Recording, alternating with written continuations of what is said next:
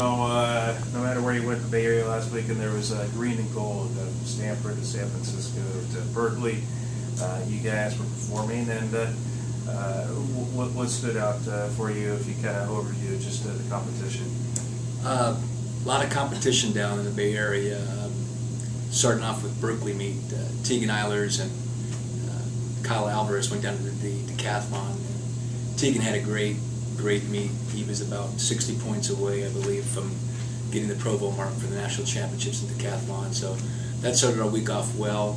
Went to Stanford on Friday and Saturday, 2-day meet, and we had some good performances from our hurdlers.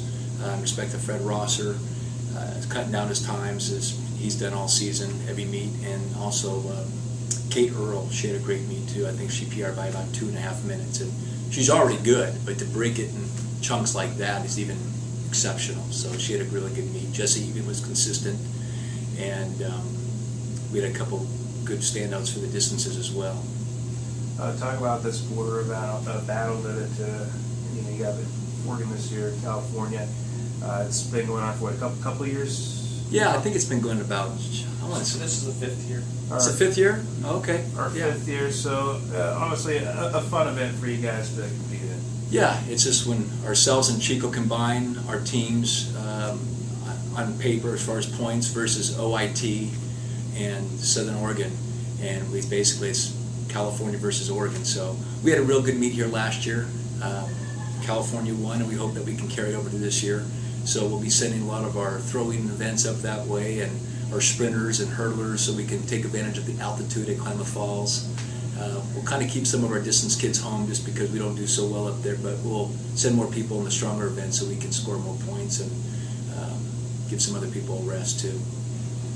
Is it difficult as a coach just knowing what event, who to send up? I mean, I know some events, you got a by invitation only and that kind of thing, but kind of placing athletes, health and just how they are. Is that difficult kind of placing everywhere? Yeah, logistics and track is ultimately a team sport, but you have to look at the individuals in the big picture for each of them. If they're trying to make national championships, if you're trying to qualify them with a certain mark in order to have a better standing in the conference. But it is, and a lot of it depends on their health. And if they have a slight injury, we don't want to risk anything. We got to look at the big picture. We got to look at conference championships. We got to look at national championships. And so, at the beginning of each season, we'll look at the athlete, how they did before then, as far as the previous season, and make the goals out for the new year, and try to pick and choose the specific meets that are going to benefit them. So, it's a lot more to it than just going every single weekend. We're very rarely will take a full team every week, and it'll be more of a split squad depending on where the location's at and how healthy they are. Maybe the temperature for a certain race as far as the weather, but a lot of things factor into it, including facilities too. So a lot of pieces of the puzzle, but we got a big team and we got a lot to work with, so it generally works out pretty well. At this point in the season, I think that you said last week that you want to see your athletes starting to be able to qualify. I guess if not the provisional and that kind of things. It's where you definitely, that's what you want them to focus on. That's what you want them to do. I think so. Last week, another event that they can do this. Yeah, as far as this past weekend was a really good venue for everyone to actually try to get close to provisional mark and qualify the national championships.